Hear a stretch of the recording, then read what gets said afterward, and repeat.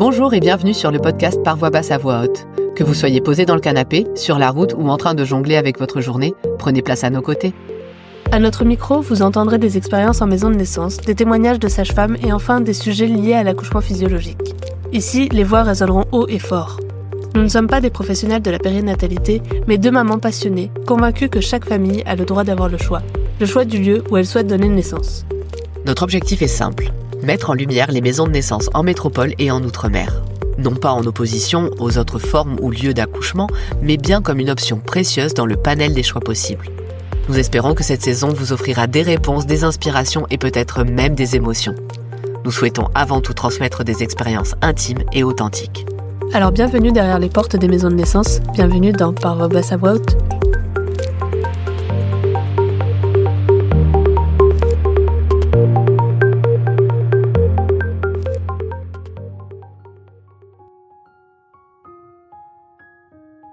Dans cet épisode, nous accueillons Noémie, sage-femme en maison de naissance, qui explore une thématique aussi personnelle qu'universelle.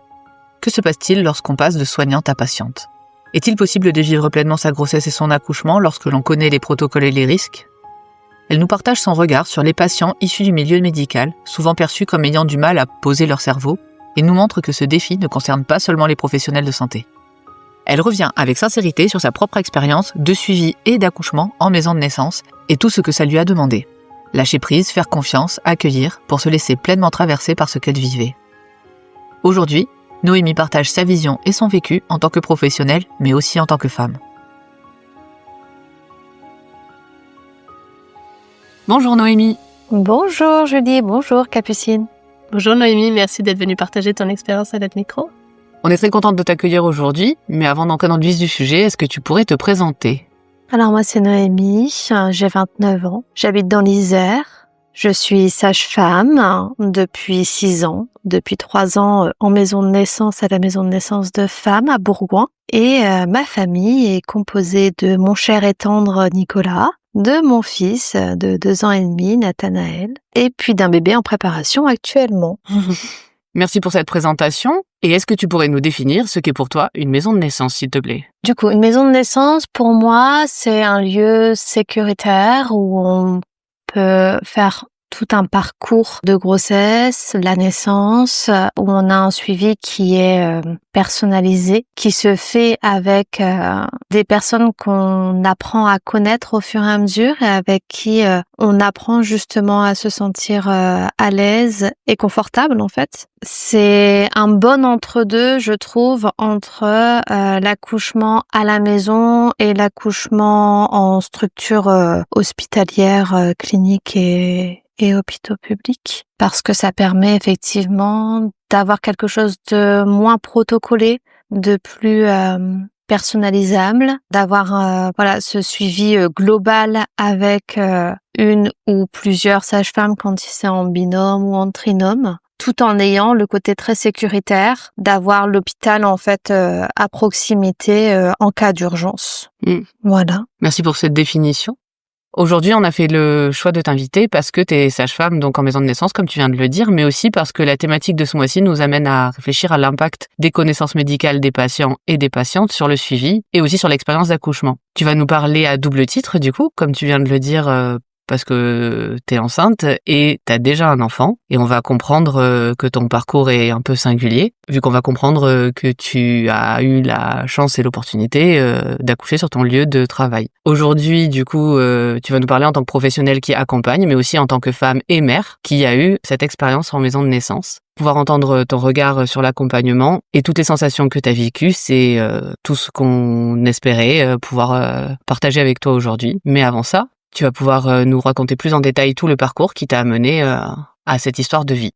Et pour commencer, donc on va parler un peu de ton parcours. Est-ce que tu peux nous dire où est-ce que tu as été formée ? Donc moi, j'ai été formée sur l'île, donc dans le Nord, dans l'école publique de sage-femme. Et est-ce que tu as fait des stages et dans quel milieu ? Comment ça s'est passé pendant ta formation ? C'était une formation assez intense où on a fait des stages dans diverses structures, beaucoup de structures de niveau 3, de niveau 2, donc c'est-à-dire des structures où on a beaucoup beaucoup de pathologies en fait, où il y a beaucoup d'urgences, où il faut en fait aussi que les protocoles soient suivis, puisque on a quand même des personnes qui sont plus à risque.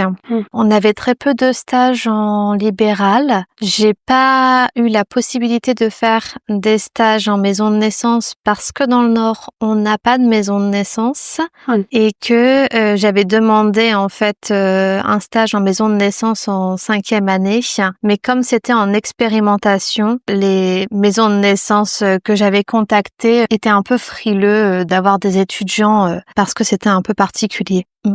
Ouais, du coup, tu étais déjà intéressée par les maisons de naissance pendant tes études alors? Oui, c'est quelque chose que que j'appréciais déjà beaucoup. J'ai eu la chance pendant mes études en fait de travailler une fois uniquement, dans une maternité de niveau 1 qui était une maternité, certes, mais une maternité où il y avait 800 naissances à l'année, donc c'est vraiment pas énorme dans le Nord, une maternité de 800 naissances. C'est une petite maternité. Et c'était un niveau 1, mais vraiment un niveau 1 où la sage-femme, elle a vraiment toutes ses responsabilités et toute sa place. Il n'y avait pas de pédiatre sur place. Le pédiatre, il était dans une autre ville, donc il pouvait pas venir. Il y avait la nuit pas d'obstétricien sur place, ils étaient d'astreinte chez eux. Donc, si urgence, il y avait un petit délai, en fait. Okay. On avait déjà ce côté de délai de 5-10 minutes, 10 minutes, pour qu'ils arrivent, entre le réveil et l'arrivée. Donc, voilà. Et c'était une maternité qui était très très portée sur la physiologie, où pour 800 naissances, il y avait 2 baignoires, dont une salle nature. Mais c'est quand même exceptionnel en fait comme type de structure d'avoir 800 naissances et 2 baignoires. Et c'est là en fait que j'ai vraiment trouvé ma place en sage-femme, et c'est ça qui m'a vraiment donné envie en fait de poursuivre, ne serait-ce que parce qu'en fait les études étaient tellement intenses et dures que c'était difficile de me projeter dans ce qu'on me proposait au vu des stages que j'avais. Ouais, il a fallu peut-être en sortir plus pour faire des choix. Et du coup, tout à l'heure, tu nous disais donc que tu avais été diplômée il y a 6 ans, si je me trompe pas, que tu travaillais en maison de naissance depuis 3 ans, si je me trompe pas. Oui. Et du coup, il s'est passé quoi pendant les 3 années à suivre? Est-ce que tu as pu travailler dans d'autres types de structures? Et si oui, lesquelles, ou d'autres contextes? Est-ce que tu peux nous raconter ce que tu as fait à la sortie de ce diplôme? Alors du coup, en sortant du diplôme, j'ai travaillé un peu en libéral parce que j'en avais marre de l'hospitalier. Clairement, j'en pouvais plus, je saturais. Et au bout de 6 mois de remplacement en libéral, les accouchements me manquaient trop. Donc du coup, je suis retournée en structure, mais dans une maternité de niveau 1, en me disant que niveau 1, ça allait être forcément beaucoup plus physiologique. C'était une clinique donc qui n'était pas portée sur la physiologie, donc j'y suis pas restée très longtemps et je suis retournée dans cette petite maternité de 800 accouchements qui me plaisait beaucoup. Ah oui, t'as pu y retourner, c'est cool. J'ai envoyé mon CV et dès qu'ils ont bien voulu me prendre, dès qu'ils ont eu de la place, en fait, ils m'ont pris et c'était trop chouette. Et donc du coup, voilà, j'ai beaucoup travaillé là-bas. Et à un moment, il y a eu une proposition d'emploi à la maison de naissance de Grenoble. Donc, la maison. À la maison. Ouais. Voilà. Et donc du coup, j'ai directement contacté la maison de naissance de Grenoble en fait pour y aller. Et ils étaient assez intéressés. Donc du coup, j'étais en train de tout préparer pour mon déménagement. Et puis 15 jours avant la prise de poste, ils m'ont dit on a trouvé quelqu'un qui sort de la clinique et qui est intéressé par le poste. Sauf que moi je m'étais déjà très emballée, donc tout était prêt.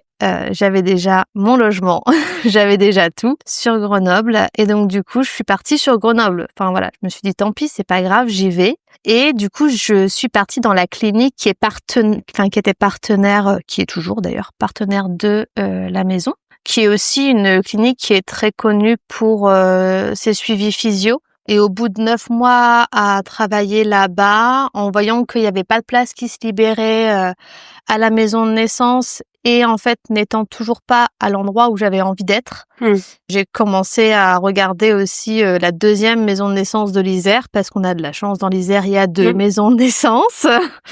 C'est une chance. Et donc du coup, je les ai contactés. Ouais. Et j'ai été super bien accueillie à cette maison de naissance. Et donc du coup, voilà, je suis partie à la maison de naissance femme et donc je me suis rapprochée de celle-là. Ouais. Enfin, c'est cool que tu aies pu trouver une place parce que ça a dû être très frustrant quand t'as pas pu prendre le poste à la maison. C'était très frustrant, mais en même temps, j'avais aussi ma sœur qui venait d'accoucher, qui a pu accoucher aussi en maison de naissance à la maison à Grenoble parce que du coup, elle dans le Vercors. Et donc du coup, j'étais quand même très contente parce que je pouvais me rapprocher de ma sœur, rapprocher de mon filleul, donc enfin voilà, c'était pas non plus une grosse déception sur tous les côtés, mais c'est vrai que voyant que voilà, en fait finalement, il y aurait certainement pas une place pour moi là tout de suite à la maison et que je commençais à être à la limite de ce que je pouvais faire en structure. Ouais. Voilà, j'ai cherché une autre alternative qui finalement était très très bien parce que j'y suis très bien. Je vois ça. Tant mieux, tant mieux. Et tout à l'heure, tu parlais que tu as voulu faire ton stage à l'époque où les maisons de naissance étaient en expérimentation. Et donc, je me demandais, donc c'est vraiment le tout début, du coup, en France en tout cas. Et je me demandais comment tu avais connu les maisons de naissance et ce qui t'avait amené à chercher ce que c'était, si tu t'en souviens, parce que j'imagine que ça doit pas être tout nouveau, mais est-ce que ça date d'il y a très longtemps? Est-ce que tu avais déjà entendu ça dans d'autres pays et tu as été contente d'apprendre que ça arrive en France? Enfin, comment c'est venu à tes oreilles? C'est venu à mes oreilles quand j'ai travaillé dans cette petite maternité de 800 naissances là, où je disais les sages-femmes étaient vraiment très portées sur la physio et donc du coup dès qu'elles ont su qu'il y avait des maisons de naissance qui ouvraient, elles l'ont dit en fait. Et du coup j'étais en stage là-bas. Je pense 1 an après le début de l'expérimentation. Donc pour eux, c'était vraiment quelque chose de super. Et donc du coup, elles en ont parlé quand j'étais en stage là-bas. Oui. Donc j'ai retenu l'info. C'est mieux, oui, parce que j'allais dire dans les formations, apparemment c'est pas toujours le cas. Il y en a même qui se battent pour faire des mémoires liées à la physiologie. Enfin, se battre c'est peut-être excessif, mais tu vois ce que je veux dire, qui doivent défendre quelque chose. Et du coup, c'est pour ça que je me demandais comment c'était venu à tes oreilles, si c'était par les études, parce que parfois on connaît pas toutes les écoles et enfin voilà, nous on n'a pas eu tous les cas de figure non plus, donc du coup c'est intéressant, du coup c'est cool. Et elles ont pas essayé de monter une maison de naissance par chez elles? Bah non, parce qu'elles étaient en hospitalier. Enfin, c'était, je pense, trop en termes d'engagement. Puis à l'époque c'était le tout début peut-être aussi. Oui, et puis la maternité, franchement, elle tournait. Enfin. Ça faisait vraiment un peu maison de naissance parce que les sages-femmes, elles restaient pas. Enfin, on n'avait pas des sages-femmes en salle de naissance, des sages-femmes en suite de naissance, des sages-femmes en prépa, en consulte. Elles tournaient toutes. Oui. Donc en fait, c'était super fréquent qu'on tombe sur une femme qu'on avait accompagnée pendant la grossesse, au moins sur une consultation, 2 cours de prépa. Enfin voilà. Donc finalement, elles avaient leur propre système qui ressemblait en fait, oui. Que t'es proche du système de maison de naissance, Maintenant qu'on en sait un petit peu plus sur ton parcours, on voulait savoir, est-ce que tu accompagnes parfois des patients ou des patientes qui, comme toi, viennent du milieu médical? C'est très probablement le cas. Et si oui, dans cette patientèle, qu'est-ce que tu as remarqué dans leur manière d'aborder la grossesse et l'accouchement qui est un petit peu caractéristique, on va dire, de quelqu'un qui a un pied dans le médical ou le paramédical? Alors, ça m'est arrivé à plusieurs reprises. Les premières fois, j'étais pas forcément très à l'aise parce que je me demandais, mais qu'est-ce qu'elle sait? Qu'est-ce qu'elle ne sait pas? Qu'est-ce qui est OK que je lui dise, même si elle le sait déjà? Et puis, en fait, j'ai laissé tomber tout ça et je me suis dit, mais en fait, tu fais comme avec tout le monde. Tu lui dis exactement la même chose. Et puis, si elle sait déjà, ben tant pis, ça fait une rediff. Et voilà. Ce que je vois comme différence, en vrai, je vois pas tant de différence, si ce n'est qu'elle capte beaucoup plus vite ce que je peux lui donner comme information, parce qu'elle a des bases que d'autres mamans n'auront pas par leur profession, et elles ont beaucoup plus conscience des risques qu'il peut y avoir autour de la grossesse ou sur des situations qui peuvent être particulières. Peut-être un peu plus de stress aussi quand il y a quelque chose qui rentre pas tout à fait dans les cases.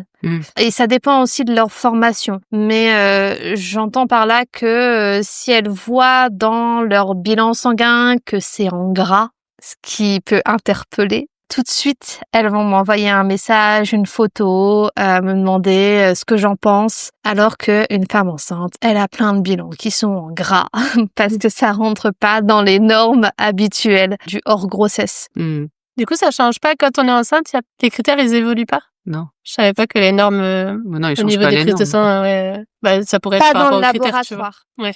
Oui, non, dans le laboratoire, leurs normes n'évoluent pas par rapport à la situation. Ils prennent pas en compte ces grossesses, donc on va mettre ces normes-là qui correspondent à la grossesse. Non, c'est à nous de savoir que la norme, elle est différente. Okay. Mais c'est vrai que du coup, il y a peut-être un peu des surinterprétations sur certaines choses. Oui, justement, on se demandait, est-ce que tu penses que le fait d'avoir des connaissances médicales, ça peut être une aide ou comme tu viens de le dire, parfois un frein ou un facteur de stress, justement pour les futurs parents que vous accompagnez? Je pense que ça aide à mieux comprendre, comme je disais, à vraiment plus vite capter ce qu'on va leur donner comme information. Mais effectivement, ça a cet autre biais que il y a plus d'interprétation en fait. Il y a un peu parfois de l'autodiagnostic et du coup des stress qui ne seraient peut-être pas présents chez d'autres personnes parce que ils interpréteraient pas les choses. En tout cas, pas de cette manière-là. Et en ce qui concerne la physiologie à proprement parler, est-ce que tu penses que ces parents-là aussi peuvent avoir un peu plus de difficultés à lâcher prise ou à faire confiance au processus physiologique, ou justement parce que ils ont ces connaissances-là, ça va les aider à avoir une certaine sérénité dans ce parcours-là? Est-ce que tu penses en fait que le trop de connaissances peut être un frein à la confiance dans le corps et dans les processus naturels, on va dire? De manière générale, je pense que le trop de connaissances, ça va amener beaucoup de contrôle. Une personne qui a vraiment beaucoup de connaissances, ou c'est plutôt ça, qui va chercher beaucoup de connaissances, qui va chercher beaucoup d'informations, va être peut-être un peu plus dans le contrôle. Ce qui est effectivement pas forcément toujours souhaitable, puisque le lâcher-prise, ça fonctionne quand même beaucoup mieux pour avoir une naissance plus fluide, on va dire ça comme ça. Mais j'aurais pas dit que ce soit vraiment lié à la profession. Oui, c'est ce que j'allais te demander justement. J'allais te dire, on a un certain nombre d'invités qui nous disent qu'elles sont allées chercher beaucoup de connaissances, qu'elles ont beaucoup lu, qu'elles ont beaucoup écouté, etc. Justement, j'allais te demander, est-ce que finalement, dans ce que tu es en train de dire, ça peut toucher toute la population? Ouais. Toutes les personnes qui vont se surinformer peut-être? Ouais, c'est un peu ça que je vois moi. Ok. C'est pas tant l'information qu'on a à la base que l'information qu'on va vouloir chercher sur.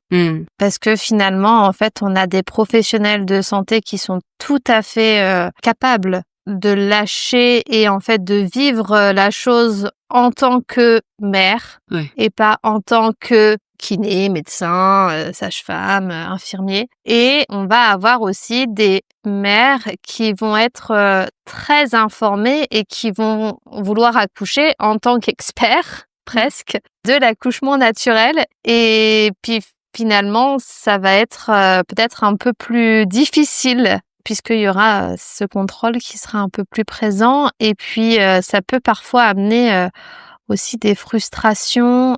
Et enfin voilà, moi, ça m'est déjà arrivé à plusieurs reprises, mais dont une fois où c'était vraiment très, très intense, où vraiment une maman avait vraiment l'impression d'avoir échoué sur la naissance parce qu'elle n'avait pas accouché dans la maison de naissance. Et je trouvais ça très très violent en fait, comme vécu et comme ressenti. Et bon là, je la vois encore, mais elle est 1 an et demi après la naissance et ça la travaille toujours. Pourtant, elle a déjà bien cheminé dessus, mais voilà. Et elle n'est pas du tout du milieu médical, mais en fait très informée et voilà, elle avait vraiment ce besoin de réussir son accouchement comme elle l'avait imaginé. Et je me demandais d'ailleurs si quand on faisait pas partie du milieu médical, on n'était pas plus dans l'idéalisation aussi, peut-être que quelqu'un du milieu médical qui pourrait avoir tendance à parfois mettre un peu plus de dans son vin aussi.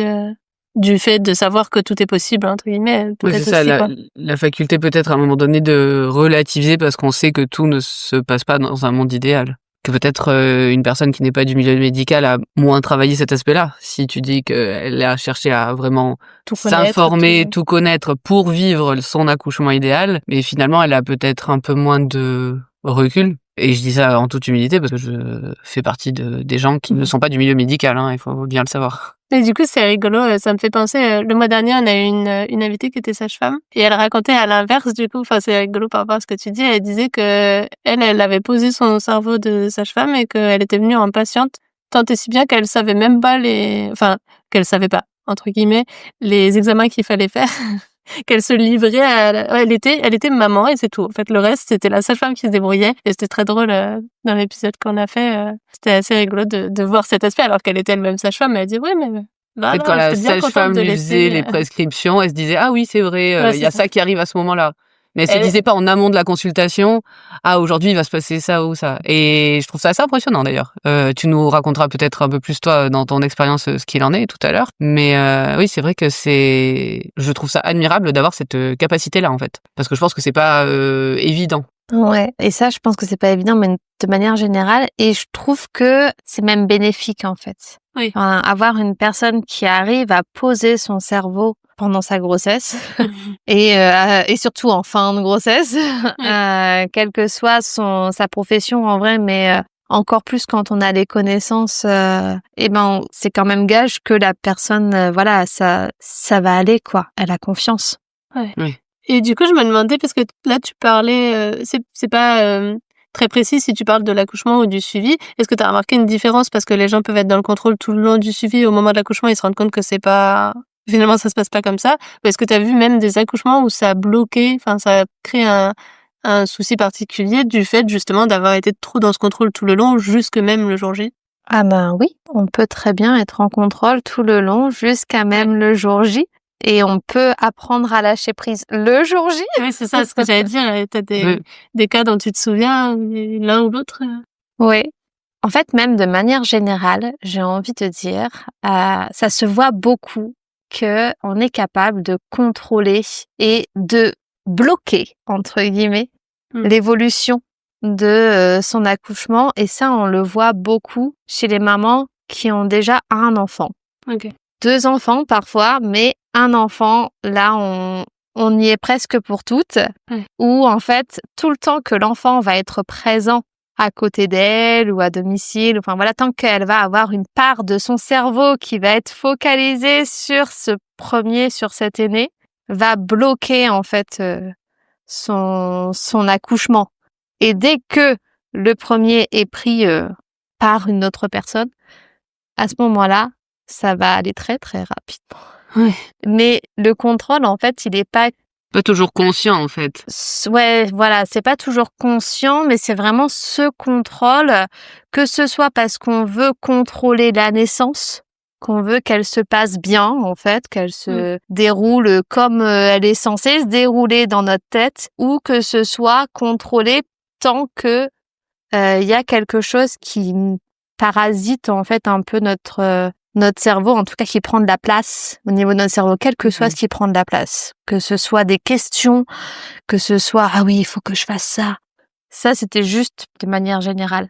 Après, j'ai là en tête le travail, parce que du coup, on n'a pas eu la naissance dans les locaux, mais le travail d'une maman qui a duré très très longtemps et qui a en fait écouté de la préparation en hypnose en allemand, parce que c'était sa langue d'origine, et qui essayait de rentrer dedans, mais en fait c'était très directif, et finalement qui se posait beaucoup de questions sur mais est-ce que c'est normal, est-ce que ça avance, est-ce que, enfin voilà.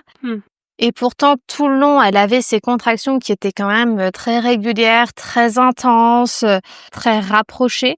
Et ben, au bout d'une vingtaine d'heures de travail, ça se dilatait pas plus que ça au niveau de son col, mais parce qu'elle était dans ce contrôle et dans ce questionnement de mais est-ce que c'est normal? Et enfin voilà, elle voulait en fait vraiment essayer de tout faire pour que ça se passe bien. Donc elle bougeait, elle essayait son hypnose, elle essayait sa sophro, mais sans vraiment aller dans le lâcher prise finalement de l'hypnose et de la sophro, mais plutôt en essayant de contrôler l'hypnose et la sophro. Enfin, c'était assez Et c'est pas embarqué dans le voyage. contre-productif.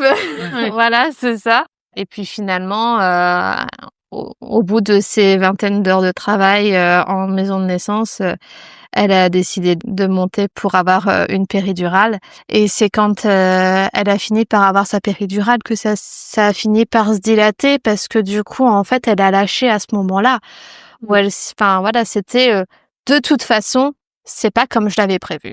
Oui. C'est un peu ça qu'elle nous a redit derrière, c'est que au moment où elle est passée à la maternité, elle s'est dit de toute façon, c'est pas comme je l'avais prévu. Alors ça a duré encore 8 heures, mais clairement 8 heures par rapport aux 20 qu'elle venait de passer. Ouais, mais ça se cumulait quand même. Mais oui. Voilà. Oui, et en même temps, enfin voilà, sa dilatation, elle a vraiment augmenté beaucoup après la péridurale, alors que c'était pas le cas avant, quoi. Ouais. Ça avait stagné pendant 20 heures. Donc le moment où elle a lâché ça, et ben voilà, ça s'est mis en place, ouais. Et ça, c'était une maman, on va dire, lambda, dans le sens pas de bagage médical particulier. Non. C'était vraiment juste, comme tu dis, ce besoin de contrôle malgré, en fait, tout ce qu'elle essayait de s'aider. C'est ça. Avec différentes techniques. Mais c'était une maman très informée. Oui. Ok. Voilà. Qui s'était vraiment beaucoup informée autour de la naissance naturelle et qui avait essayé plein de choses et voilà. Mmh. Je me demandais aussi, par curiosité, si tu avais eu des cas où la personne n'était pas prête à entendre ce que tu disais parce qu'elle était issue du milieu médical et qu'elle voyait les choses différemment. Je sais pas si tu vois un peu en contradiction avec ce que tu disais, ou qui semblait mettre un frein dans cette connexion qu'on peut avoir avec le soignant si on lui fait confiance. Est-ce que tu as eu des cas comme ça? Non, parce que les personnes qui viennent, je pense aussi à la maison de naissance, partagent aussi une certaine idée de la maison de naissance qu'on partage aussi nous, enfin, ou de la naissance surtout. Ouais. Et donc du coup, on a une culture qui est commune, qu'on soit professionnel de santé ou pas. D'accord. Tant mieux. Donc non, Tant mieux, ça doit pas être évident. Et du coup, est-ce qu'il t'est arrivé, peut-être un peu moins dans l'idée que la personne soit contre ou quoi, mais est-ce qu'il t'est arrivé par exemple de devoir déconstruire certaines idées ou certaines anticipations appuyées sur le médical chez ces patients ou patientes qui pas forcément étaient sages-femmes, mais qui avaient des connaissances médicales, pas forcément sur la natalité, mais qui du coup, nourris de leurs connaissances plus des a priori, et sont arrivés avec des choses qui étaient peut-être même un peu fausses ou un peu décalées. Est-ce que tu as eu ce genre de cas et que tu as dû réexpliquer ce qu'il en était? Oui, dans ce sens-là, oui, mais pas sur des mamans qui accouchent, mais sur le papa ou la maman qui l'accompagne et qui est issue du milieu médical. Je pense qu'il y a pas les mêmes choses qui se jouent chez le papa ou chez la maman qui ne porte pas l'enfant. Et donc du coup, quand il y a ces connaissances médicales chez ces personnes-là, c'est souvent plus ces personnes-là qui vont se poser la question mais oui, mais on pose pas une voie veineuse, par exemple, au moment de l'accouchement à la maison de naissance. Mais s'il y a une urgence, eh ben on la posera à ce moment-là, en fait. S'il y a quelque chose qui commence à ne plus suivre la physiologie, on la posera à ce moment-là. Il y a rarement des urgences on-off. Oui. Ça vient crescendo. On a le temps de voir venir les choses et d'anticiper. Et c'est plus ça, en fait. C'est ces inquiétudes-là qui leur vient. Mais vous faites pas l'injection d'ocytocine en systématique. Ben, si tu la veux, on la fera. Mais effectivement, on l'oblige pas à tout le monde. Enfin voilà, il y a pas beaucoup de protocoles préétablis. Ok. Et ça peut perturber, du coup. J'imagine. Maintenant qu'on a fait le tour un petit peu de ta patientèle et de toutes les personnes que tu peux croiser à la maison de naissance, on va parler un peu plus de toi. Comme on l'a dit en fait en début d'interview, toi t'es à la fois sage-femme en maison de naissance et aussi patiente et maman de la maison de naissance. Donc on aimerait bien savoir si tu pouvais nous raconter comment ton projet d'accouchement a pris forme. Alors le premier, puis peut-être le deuxième aussi, qui est en cours pour le coup. Et ce qu'on avait vraiment envie de savoir en premier, c'est est-ce que ça a tout de suite été une évidence pour toi d'aller accoucher à femme, là où tu exerces, ou est-ce que ça a été sujet à question, comment ça t'est venu? Alors oui, pour moi, ça a été tout de suite une évidence et je savais tout de suite avec qui je voulais être accompagnée. Donc, enfin, il y a 2 personnes qui se sont dessinées dans ma tête en me disant ah, j'aimerais bien avoir la naissance avec elle ou elle en ayant travaillé beaucoup avec elle. Et en fait, il y en a une des 2 qui était enceinte en même temps que moi, avec le terme en même temps que moi.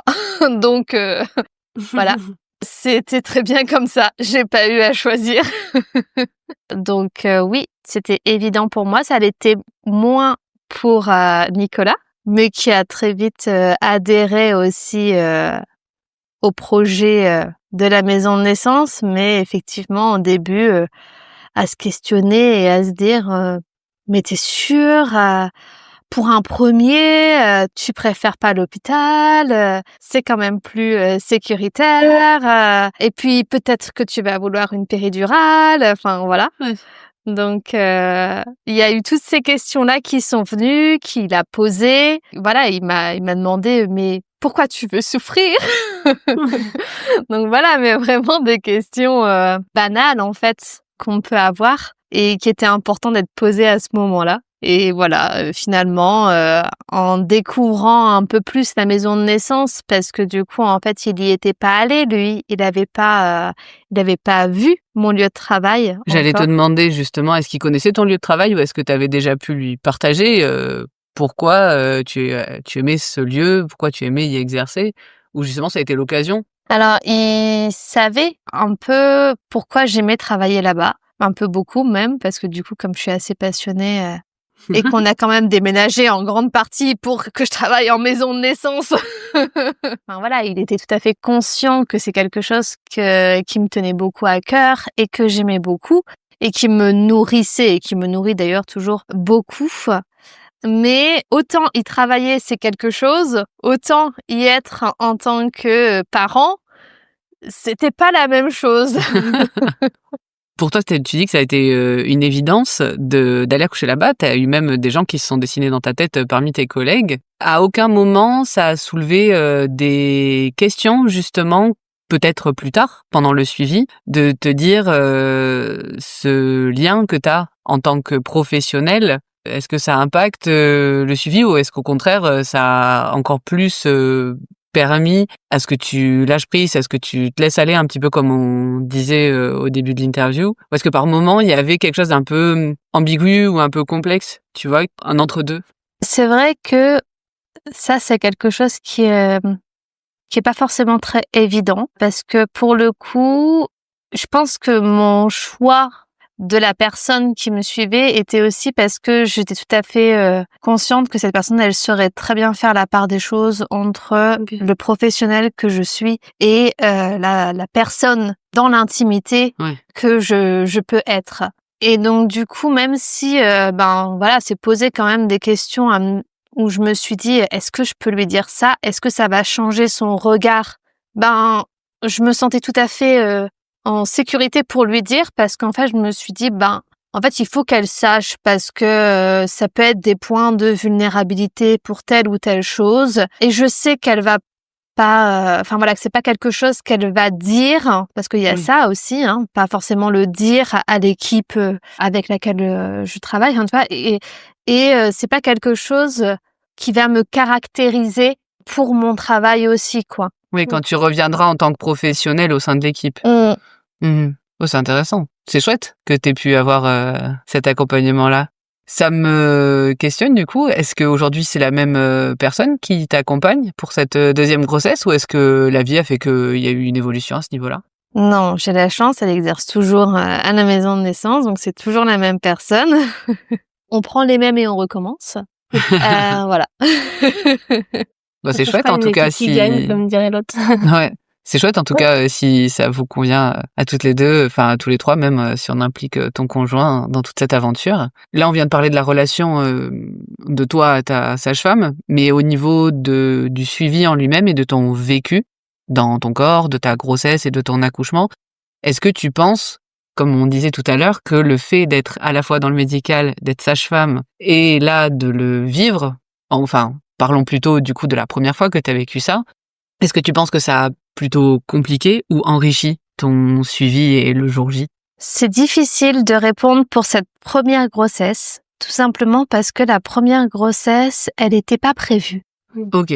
Et donc, du coup, il m'a fallu toute la grossesse pour réaliser qu'il y avait cette grossesse, en fait. Ok. Et je suis désolée. Ouais, c'est normal.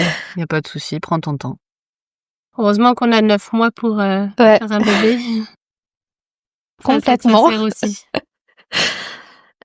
Et mon travail, enfin, en fait, à ce moment-là, j'étais beaucoup plus dans mon travail et beaucoup plus investie dans la maison de naissance et dans les couples que j'accompagnais que dans la grossesse que je vivais moi. Ok. Donc, il a vraiment fallu que je sois en arrêt de travail, en fait, pour me mettre dans ma grossesse. Et finalement, 1 mois et demi d'arrêt de travail, c'est court. Oui. C'est très court même. Surtout s'il n'est pas arrivé à terme et qu'il est arrivé avant. T'as encore moins de temps. Non, ça va, il est arrivé à terme. Il est arrivé à 40 semaines et 2 jours. C'est ça. Il t'a laissé du temps. Ça m'a laissé ce temps-là, mais c'est vrai que du coup, j'ai vraiment eu l'impression d'avoir une grossesse d'1 mois. Oui. Ah oui. Donc finalement, je peux pas vraiment donner l'impression de ma profession de sage-femme sur la grossesse, puisque ma grossesse n'a duré que1 mois dans ma tête. Ok. Donc difficile de juger ce que j'ai pu interpréter différemment. La première fois en tout cas. La première fois. Et est-ce que tu penses que le fait que tu sois suivie justement par cette collègue qui pouvait te connaître, ça t'a aidé à te mettre en arrêt et à un moment donné rentrer dans cette grossesse parce que tu as pu lui partager certaines choses?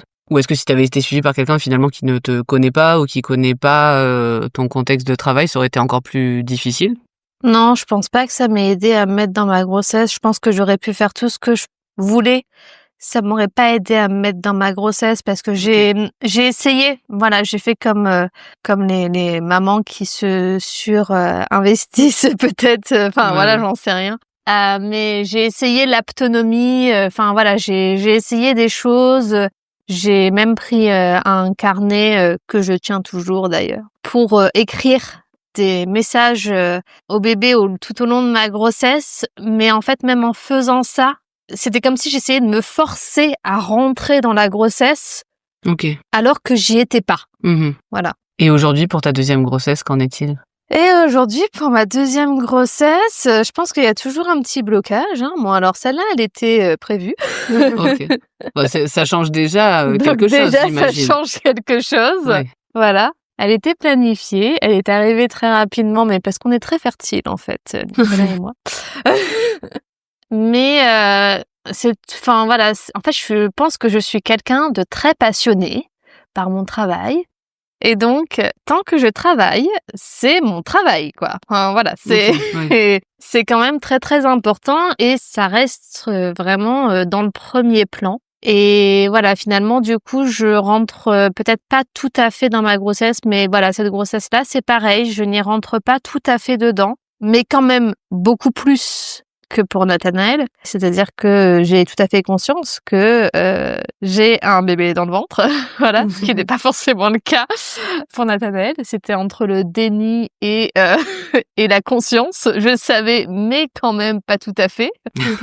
Là, je sais, c'est juste que c'est pas ma priorité aujourd'hui. Enfin là, ça commence, je bascule. Je suis en bascule entre le travail et la grossesse. Ça tombe bien, j'arrête de travailler fin du mois, donc je commence tout doucement à certains moments à en avoir marre de travailler parce que je voudrais profiter de ma grossesse. C'est bon signe. Donc c'est bien, c'est plus tôt que pour Nathanaël. Il me reste presque 3 mois là, donc ce sera une grossesse un peu plus longue. Par contre, effectivement, là, le fait que je sois sage-femme, je vois ce que ça change. Ça change que du coup, j'auto-interprète mes échos et mes bilans sanguins.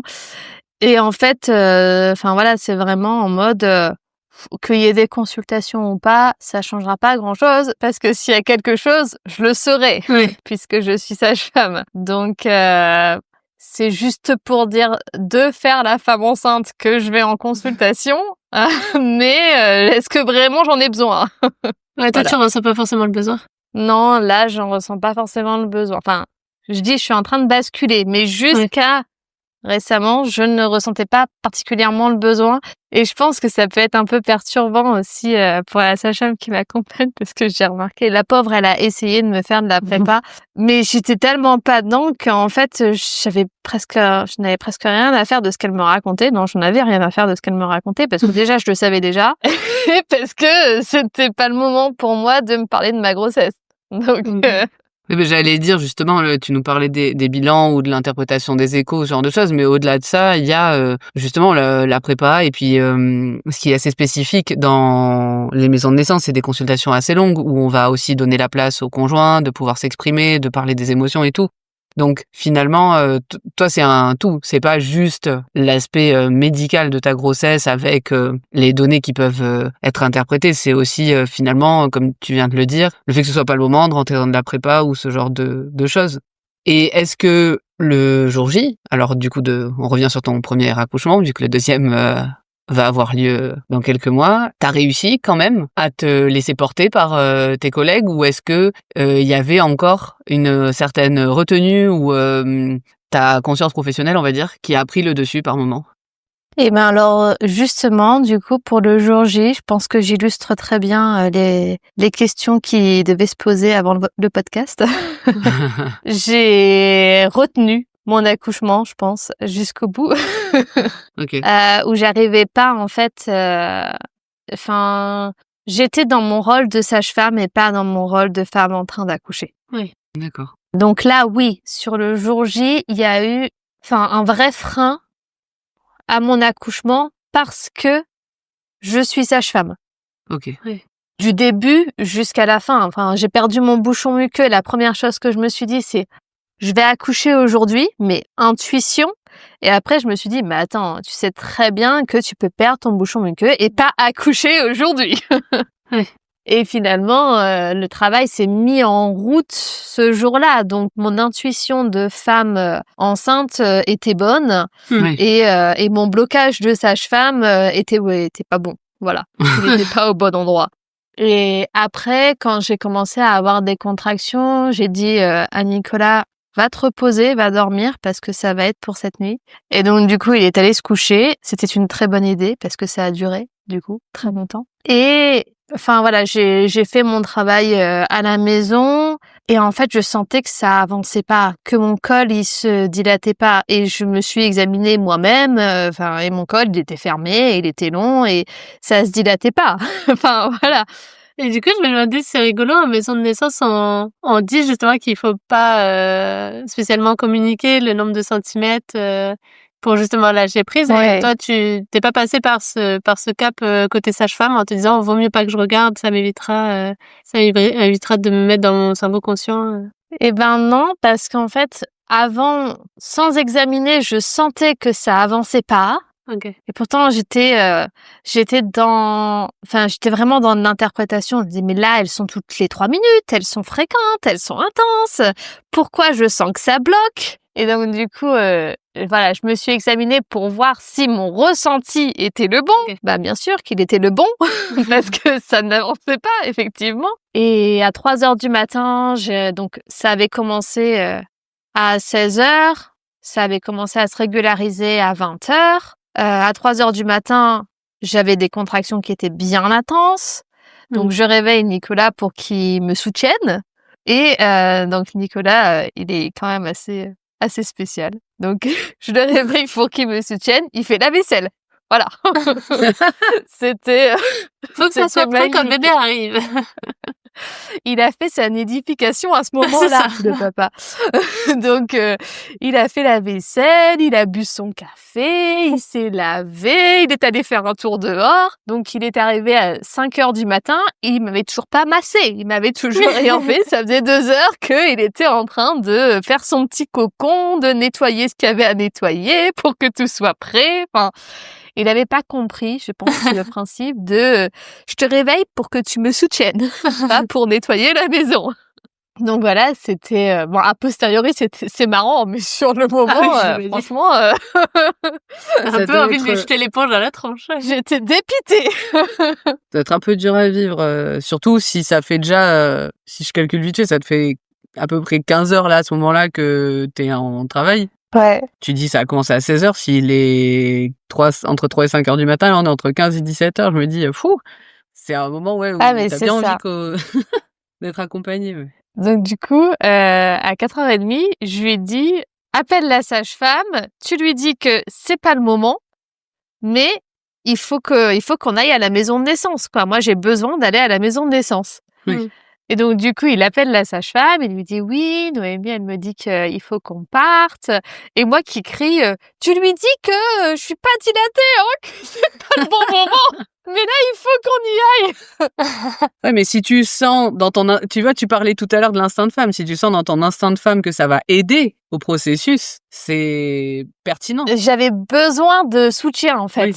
C'est surtout que j'avais ce besoin-là que je n'arrivais pas à avoir, en fait. Et du coup, je me suis dit, c'est pas grave, laisse tomber, ce sera pas Nicolas qui va l'amener, mais la sage-femme, elle va le faire. Tant pis. Et donc, du coup, la sage-femme m'a dit, OK, on se rejoint à 6h à la maison de naissance. Donc, on s'est rejoint à 6h. De toute façon, c'était pas urgent. Et arrivé à la maison de naissance, là, d'un seul coup, Nicolas s'est transformé. Je pense qu'il a compris que j'accouchais, en fait. Voilà. Il lui a fallu aussi ce petit temps. Et là, par contre, il a voulu me masser, il a voulu faire plein de trucs. Et en fait, là, moi, j'avais plus envie qu'on me touche. Donc, voilà, on n'était pas du tout en phase. Mais au moins, il était investi et il était là. Et en fait, ça a changé tout parce que même si il me massait pas parce que je ne voulais pas, même si, enfin voilà, il y avait pas d'acte physique, il était là. Alors que avant, il n'était pas là. Oui. On en parle souvent de la présence qui fait tout, hein. Être présent au moment, ça change toute la donne. Ouais. Et donc, du coup, voilà, j'avais mes contractions très régulières et très intenses. Et du coup, la sage-femme m'a proposé le bain direct parce qu'en fait, en me voyant, elle s'est dit, mais elle accouche. Ouais. Parce que, effectivement, j'avais des contractions très intenses et très régulières. Ouais. Et je suis rentrée dans la salle. La première chose que j'avais envie, c'était de me déshabiller tellement j'en pouvais plus, quoi. Donc voilà, j'étais, effectivement, je pense que de l'extérieur, ça faisait vraiment femme qui va accoucher là maintenant. Et pour autant, je savais que ça se dilatait pas. Consciemment, je savais que ça se dilatait pas, que ce soit en examinant ou pas d'ailleurs, parce que je pense que j'ai dû m'examiner 3 ou 4 fois pendant le travail. Oui. Mais voilà, ça n'avançait pas. Et donc du coup, je vais dans la baignoire et la sage-femme qui dit mais tu le fais, c'est bon, t'es en train d'avancer, enfin voilà. Elle me donne ses impressions et moi je lui dis mais non, ça s'ouvre pas. Donc elle était en face de moi, elle me dit mais si, t'es en train de le faire. Je dis mais non, je te le dis, ça s'ouvre pas là, c'est fermé. Et puis au bout d'un moment, j'ai arrêté de trop lui parler parce qu'il y a eu une autre naissance en même temps. Donc une autre naissance où c'était aussi elle, la sage-femme en accompagnement global. Donc elle avait appelé la sage-femme 2 pour qu'il y ait quelqu'un quand même qui puisse rester avec moi aussi dans le suivi. Mais du coup, il y a eu un moment où il y avait moins de suivi, où il y avait plus de son à côté et à ce moment-là, mes contractions, elles se sont un petit peu espacées aussi. Donc la sage-femme m'a fait sortir du bain pour relancer les contractions. Oui. Bon, du coup, je me suis allongée dans le lit, j'ai dormi entre 2 contractions. Des contractions qui étaient toujours très intenses dans mon ressenti, mais qui s'espaçaient. Mais bon, quand t'es en train d'accoucher, tu te rends pas compte si ça s'espace ou pas. Enfin, moi, j'avais l'impression qu'elles étaient toujours tout le temps là, quoi. Ouais. Et donc, à 14h, je pense, elle finit par m'examiner. Et là, je vois son visage qui se décompose. Où elle se dit ah punaise et où elle se rend compte en fait que mon col il s'ouvre pas.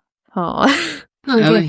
Donc, elle a fait ce qu'elle pouvait pour ne pas trop le montrer, mais comme je la connais, du coup, que je la connais bien, enfin, j'ai bien vu que ça la perturbait, mais moi, ça me perturbait pas parce que je le savais déjà, que j'étais pas ouverte.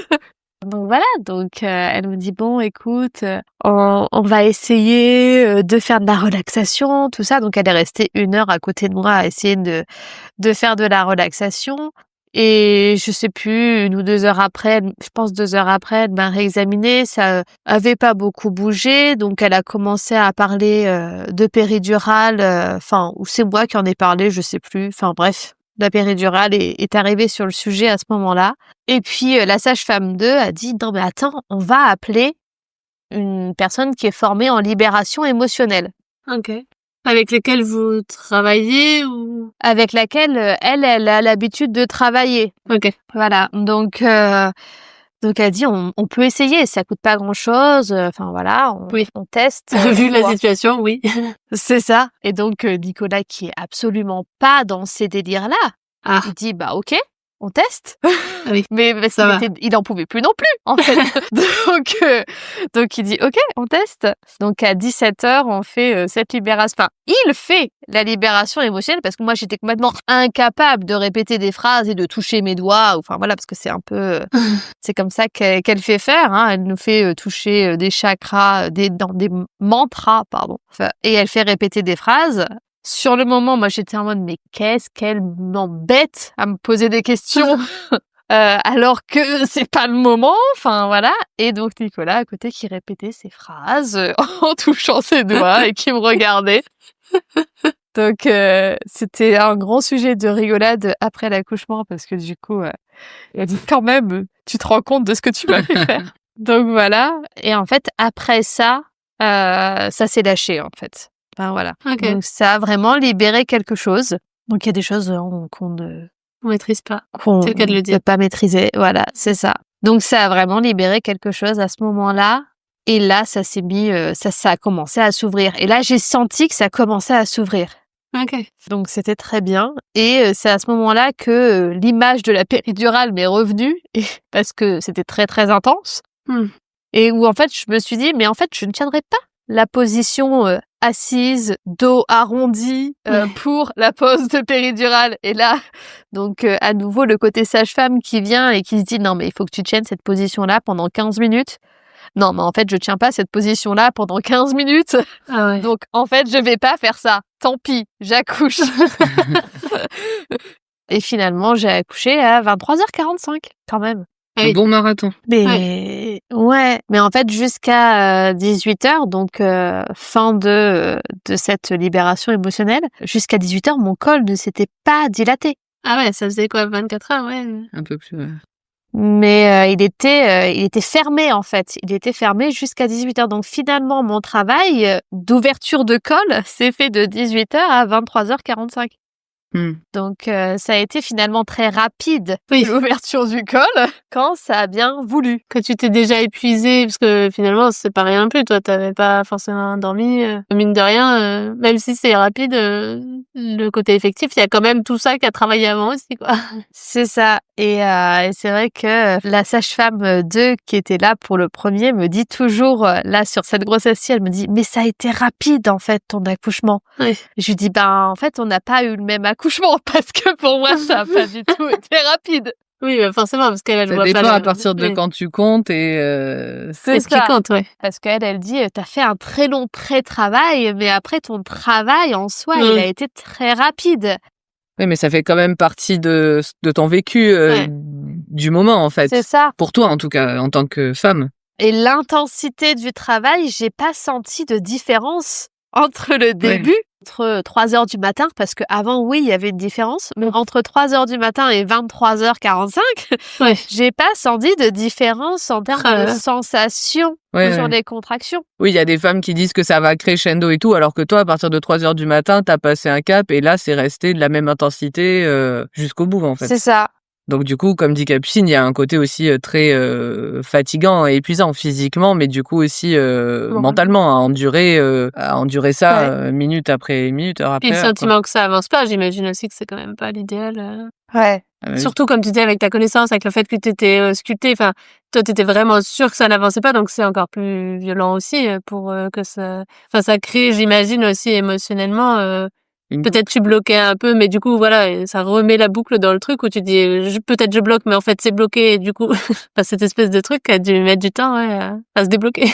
Oui, parce que pendant le travail, je me suis quand même dit à un moment, mais en fait, prends la péri parce que si t'es bloqué, parce que tu retiens quelque chose, parce que t'as mal ou parce que t'analyses trop, ben prends la péri, tu vas te relâcher, tu vas dormir et tu vas arrêter de réfléchir en fait. Ouais, comme la femme dont tu nous parlais plus tôt, ouais. C'est ça. Et du coup, c'est pour ça que je dis que le côté sage-femme m'a aussi bloquée parce que du coup, en fait, j'étais en train de m'auto-diagnostiquer en disant, ben en fait, il faut que tu ailles prendre la péri parce que tu es dans une situation où si tu la prends pas, eh ben tu vas pouvoir faire tout ce que tu veux. Si ton col il lâche pas, il lâche pas. Ouais. Donc ça, c'était vraiment spécial. Et en même temps, à aucun moment, je me suis dit, ça peut être pire en termes de douleur, parce que je me dilatais pas. Je me suis pas dit, ça va continuer d'évoluer, parce qu'en fait, dans ma tête, c'était juste pas possible que ce soit plus fort que ce que j'avais là.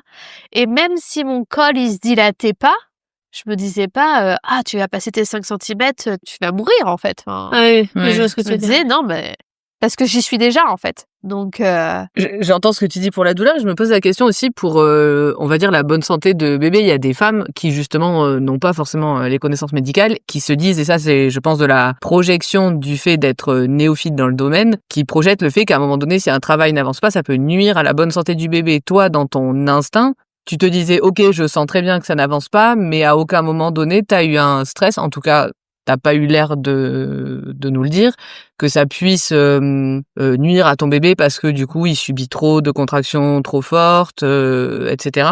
Ah non, parce que moi alors j'ai autant ce bébé-là que Nathanaël. Les deux, ils bougent tout le temps. Ouais. Et pendant le travail, ils bougeaient tout le temps. Et même quand je poussais, ils bougeaient. Donc je savais qu'il allait bien.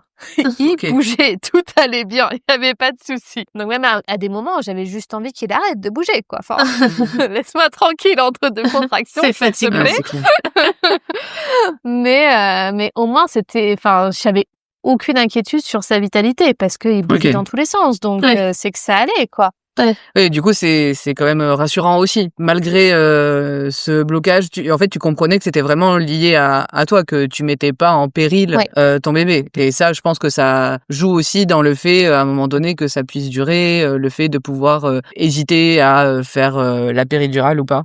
Est-ce que si, sur ce nouvel accouchement, tu fais face de nouveau à cette boucle, tu penses que tu referas intervenir la personne pour la libération émotionnelle? Ou est-ce que tu as déjà d'autres choses que tu imagines, peut-être que tu feras pas, hein, parce que là, tu es encore à 3 mois, mais est-ce que tu imagines justement mettre en place certaines choses sur la fin de ta grossesse pour essayer d'éviter de te retrouver dans ce schéma? Ou tu sais pas et tu vas te laisser aller? Alors là, moi, je suis à 6 mois de grossesse. Oui, à 3 mois d'accoucher. Oui, pardon, quand j'ai dit à 3 mois, c'était à 3 mois du jour J, excuse-moi. Et du coup, j'ai déjà mis en place des choses, j'ai une collègue qui s'est formée sur le transgénérationnel, donc du coup, j'ai fait aussi un suivi je lance un suivi avec elle.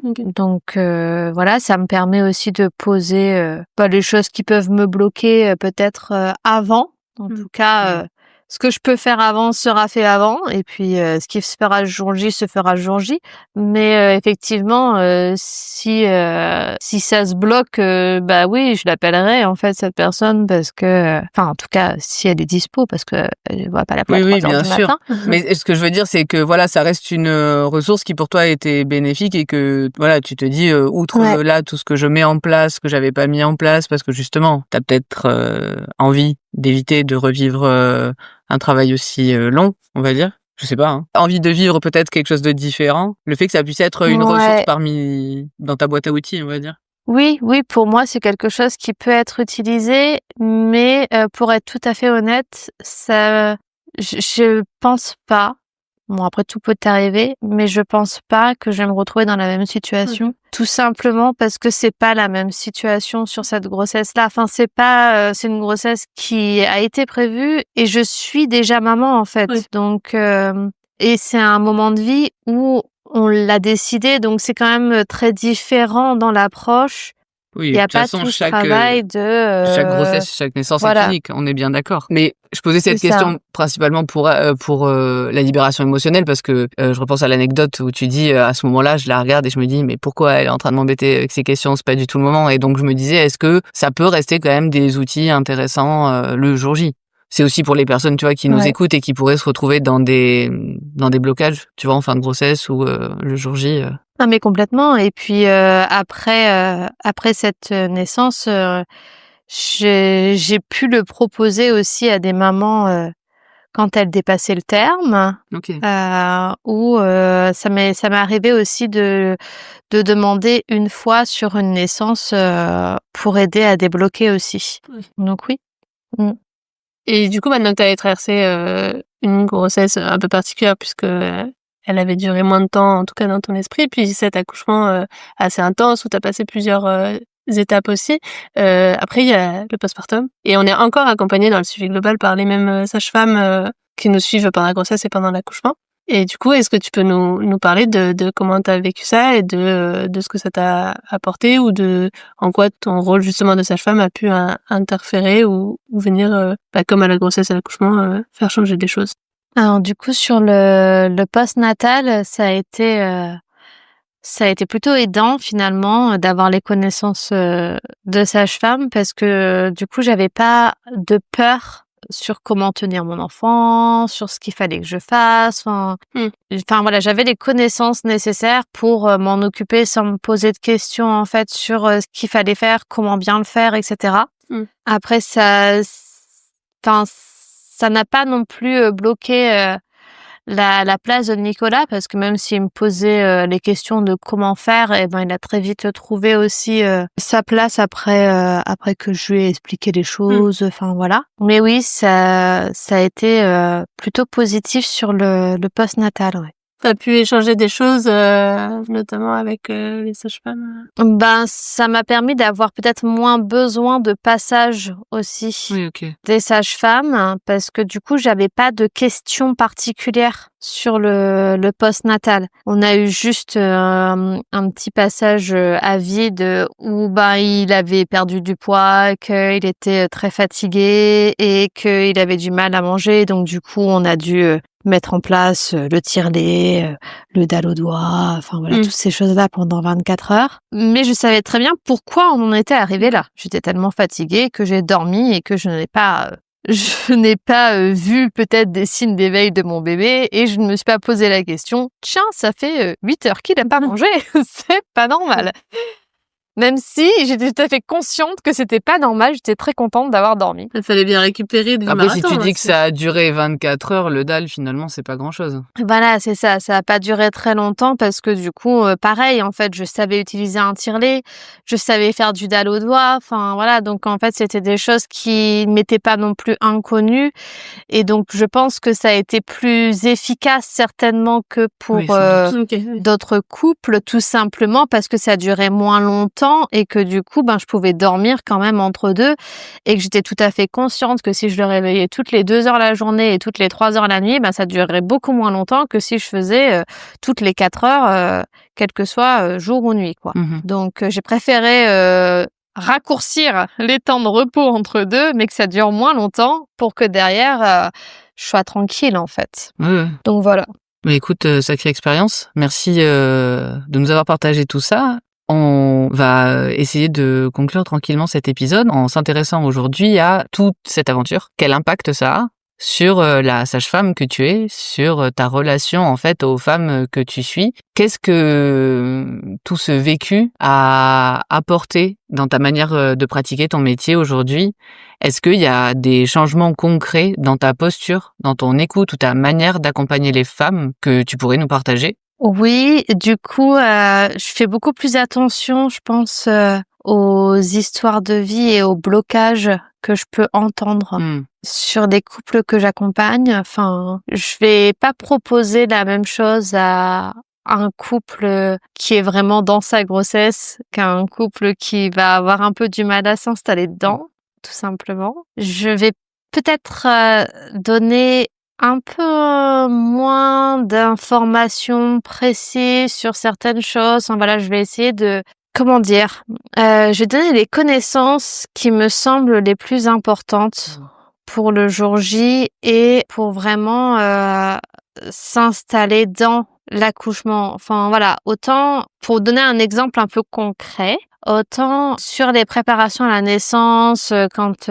j'étais en hospitalier, je pouvais dire aux femmes si ça contracte toutes les 3 minutes depuis 2 heures, enfin tu viens à la maternité, enfin voilà. Autant depuis que je suis en maison de naissance et du coup depuis que je fais de l'accompagnement global, parce que avant Nathanaël j'étais en maison de naissance mais en sage-femme d'appui. Ok, d'accord. Et après Nathanaël j'ai repris en accompagnement global, donc ça a aussi évolué après, donc je l'avais pas fait avant ces prépas-là, mais du coup mes prépas ont aussi changé en teneur parce que dans ma préparation à la naissance, je ne dis plus t'attends que tes contractions, elles soient toutes les 3 minutes depuis 2 heures, parce qu'en fait, je veux pas qu'elles regardent leur téléphone. Oui. Je veux pas qu'elles chronomètrent leurs contractions. Je veux pas qu'elles mettent une application. Je veux pas ça.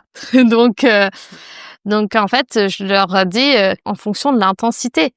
Et donc du coup, je leur fais des sons pour qu'elles se représentent l'intensité. Je leur mime en fait les contractions de démarrage, des contractions qui évoluent, des contractions qui sont vraiment très intenses. Et donc du coup, à quel moment est-ce qu'elles m'appellent pour qu'on aille à la maison de naissance? Et je leur dis bien, en fait, moi je m'en moque qu'elles soient espacées de 5 minutes, de 7 ou de 3, parce qu'en fait, tu peux très bien accoucher avec des contractions toutes les 5 minutes, on s'en fout. Mais en fait, l'intensité, c'est ça qui va te faire venir, quoi. Parce que c'est ça qui va marquer le moment actif de son travail. De ton travail.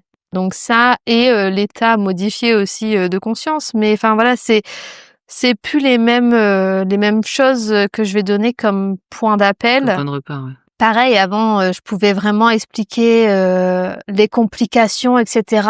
Autant là aujourd'hui, je suis très succincte là-dessus. Je dis oui, en fait, il peut arriver plein de choses pendant la grossesse, pendant le travail. Le but, c'est pas que vous soyez sage-femme ou obstétricien à la fin de la prépa. C'est juste que vous sachiez que ben oui, en fait, s'il y a une urgence, et ben on va répondre à cette urgence, et que c'est à ce moment-là en fait que on peut être amené à utiliser des ventouses, des forceps, une césarienne, une épisio en fonction de l'urgence et de ce qui bloque. Enfin voilà, c'est beaucoup plus succinct, mais du coup en fait c'est vraiment leur faire comprendre que ben si on a besoin d'utiliser ça, c'est parce que le rythme du bébé montre que il peut pas attendre en fait que ça dure encore longtemps, et du coup il faut y aller quoi, et que c'est la seule indication pour venir intervenir, c'est le rythme du bébé. Ok.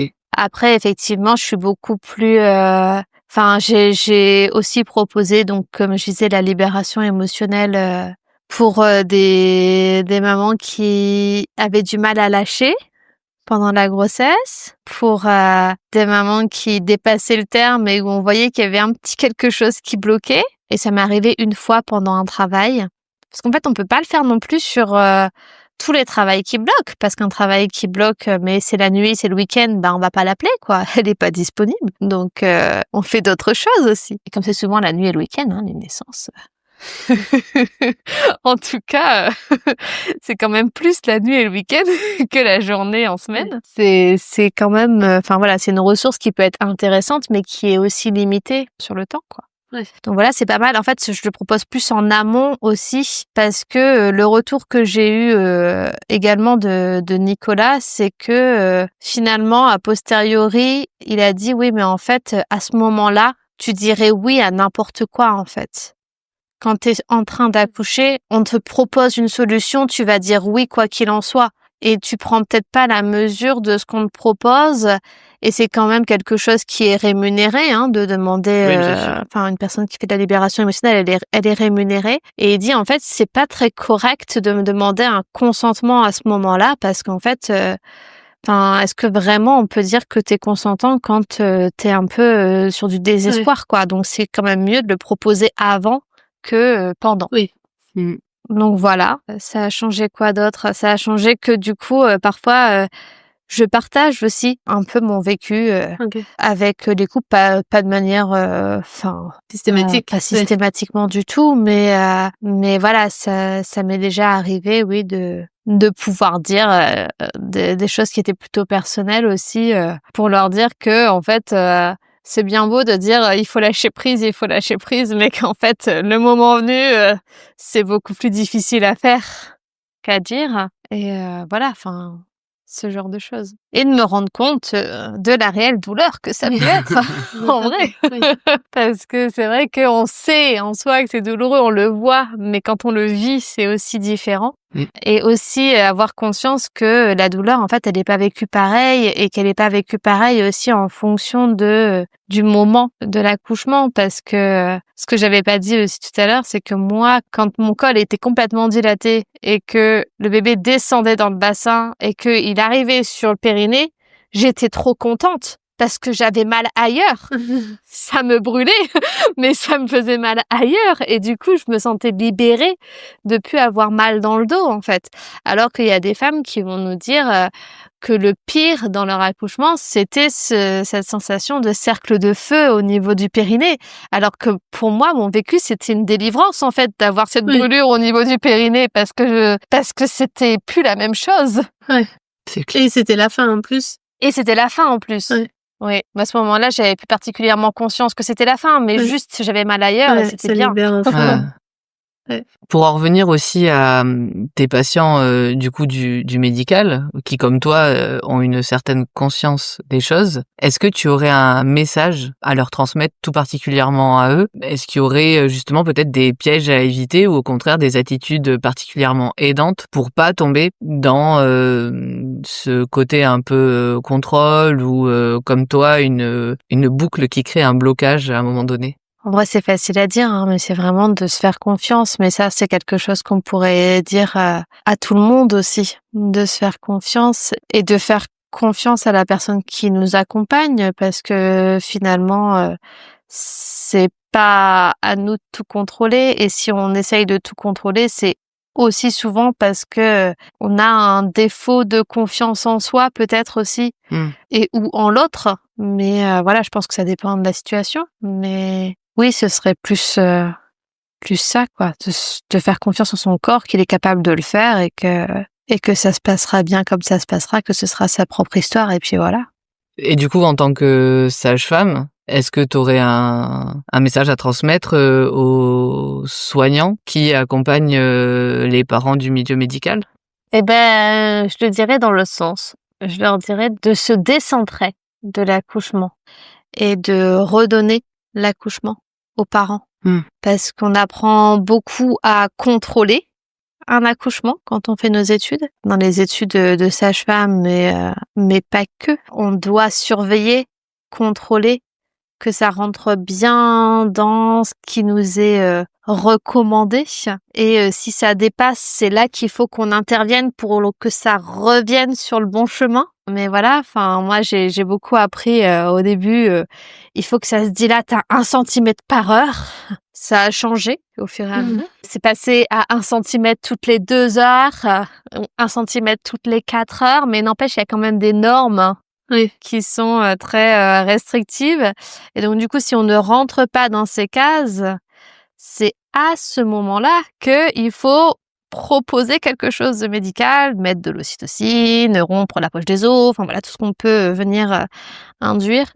Et pour moi, ça, la problématique, c'est de vouloir contrôler, en fait, vouloir contrôler l'accouchement et finalement de prendre en possession l'accouchement en tant que professionnel. Et c'est ça que j'aurais envie de dire aux professionnels, c'est pas votre accouchement, en fait. Enfin, dépossédez-vous de ça parce qu'en fait, ça vous appartient pas. C'est pas à vous, c'est au couple. C'est le couple qui possède l'accouchement. Nous, on est là pour veiller à ce que ça se déroule bien. Veiller à ce que le bébé aille bien, en fait. Enfin, vraiment, c'est ça. Et que l'enfant à venir et la mère aillent bien. Et si ils vont bien, eh ben, on les laisse faire. Même si ça dure plus que ce qui est censé durer dans les recommandations. On s'en moque si tout le monde va bien, mais qu'est-ce qu'on a à vouloir intervenir? Ça nous apporte rien à nous.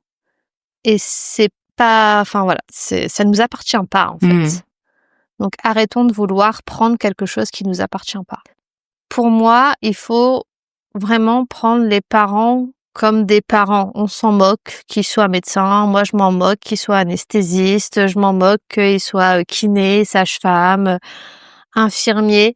Vraiment lui donner des infos comme on donnerait des infos à n'importe quel parent parce qu'aujourd'hui, il vient en tant que parent. Donc, si tu as envie qu'il s'investisse en tant que parent, en tout cas qu'il prenne sa place de parent, pourquoi est-ce que tu prends en compte le fait qu'il est médecin, sage-femme, infirmier, kiné, enfin, c'est un parent, ok? Donc, c'est vraiment, prenez-le en tant que parent. Et tout parent qui est dans le contrôle, que ce soit un contrôle parce qu'il a des connaissances médicales ou un contrôle parce qu'il a été chercher des connaissances ou des informations, c'est là qu'en fait, ça peut être intéressant d'essayer de comprendre pourquoi, ou en tout cas d'essayer de poser la question à la personne de « mais pourquoi est-ce que tu vas chercher ça en fait ?»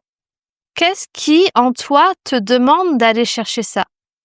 Est-ce qu'il n'y a pas quelque chose, en fait, c'est souvent un peu un symptôme d'insécurité, quoi. C'est, ouais, en fait, t'as besoin d'aller contrôler la naissance, mais ce besoin de contrôler, il répond à cette insécurité que t'as. Mais en fait, c'est peut-être pas comme ça que c'est le mieux d'aller y répondre. Peut-être qu'on peut essayer autre chose, en fait. Enfin, voilà, c'est plus ça. Mais pas forcément que pour les professionnels de santé. C'est vrai. Comme tu nous disais tout le long, quoi. Ouais, mais c'est, je pense, intéressant de toujours le rappeler. Et du coup, avant de conclure et de terminer cette interview, je vais te poser la question rituelle de notre podcast. Est-ce que tu aurais une astuce à partager aux personnes qui nous écoutent et qui souhaitent accoucher physiologiquement? C'est pas évident. Pour moi, c'est important pour accoucher physiologiquement de se sentir en sécurité. Et pour moi, c'est ça le plus important. C'est vraiment de se sentir en sécurité. Et cette sécurité, je pense qu'elle est quand même principalement amenée par la personne qu'on a choisie pour être présent auprès de nous au moment de la naissance. Et quand je parle de la personne qu'on a choisie, c'est pas la sage-femme qui nous accompagne. C'est le papa, la maman, la copine, la sœur, enfin voilà, la personne qu'on a choisie dans notre entourage et qui va pouvoir en fait nous permettre de nous ancrer et de nous sentir sécures. Et j'insiste sur le fait que c'est cette personne-là parce que c'est cette personne-là qui, quoi qu'il arrive, sera toujours là. C'est-à-dire que même si on transfère pour une urgence, cette personne-là, elle reste là. Le lieu sera différent. La personne qui va nous suivre potentiellement sera différente. La sage-femme, les professionnels, etc. Peut-être que ce sera les mêmes, peut-être pas. Ça dépend de la situation. Mais en tout cas, la personne qu'on aura choisie pour être auprès de nous à ce moment-là d'intimité, elle sera toujours présente. Donc, c'est choisir la bonne personne et que cette personne, en fait, elle est vraiment consciente que juste sa présence, en train de faire la vaisselle, est importante. C'est ça, une vraie présence en tant que, voilà, je suis là. Ouais, c'est ça. Je tiens à rappeler que présence, nous, c'est un truc qu'on a eu beaucoup aussi avec les papas qui ont peur de pas être utile. Présence, c'est pas utile. C'est présence, quoi. C'est même juste être là, à côté, sans bruit, et même des fois ne pas toucher, peut être déjà présence, quoi. Oui, c'est vrai que la présence, c'est quand même quelque chose, c'est difficile je pense que c'est difficile à définir avec des mots parce que oui, c'est du ressenti. C'est pas forcément une présence physique, c'est pas une présence concrète avec du toucher, avec une activité. C'est pas être dans la même pièce. C'est être disponible psychiquement. C'est être là. C'est être disponible psychiquement pour la personne. C'est ça.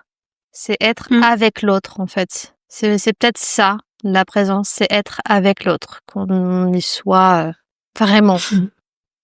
Merci pour ce conseil que je trouve très sage parce que en effet c'est bien s'il y a bien une personne qui fait le fil conducteur et qui est toujours là comme tu dis, quel que soit le lieu et l'issue de l'accouchement, c'est bien le ou la partenaire qu'on a choisi d'avoir à nos côtés. Un immense merci, Noémie, de nous avoir partagé tout ça et d'avoir accepté aussi de parler de ton vécu intime. C'est la première fois sur un épisode Sage-Femme qu'on a ce double versant. Tes mots contribuent à mieux comprendre les besoins spécifiques de toutes les personnes dont on a parlé à différentes reprises, qui font partie du médical, mais aussi celles, comme tu dis, qui sont en recherche d'informations. Tout ça nous permet d'enrichir notre réflexion sur l'accompagnement. Et donc, merci d'avoir pris ce temps pour partager tout ça, ton vécu et ta vision de sage-femme sur le sujet. Et n'oubliez pas, la semaine prochaine, comme à chaque fin de thématique, pas d'épisode, mais un article blog sur notre site parvoixbasse.com. Le prochain article sera sur l'allaitement et il sera suivi la semaine suivante d'un second article, cette fois consacré au tire-allaitement, pour continuer d'explorer en profondeur ce sujet qui nous paraissait essentiel. Et ensuite, notre podcast fera une petite pause après presque 2 ans sans vacances. Il est temps pour nous de nous accorder un petit peu de repos. Mais rassurez-vous, la capsule grossesse continue, donc rendez-vous tous les vendredis.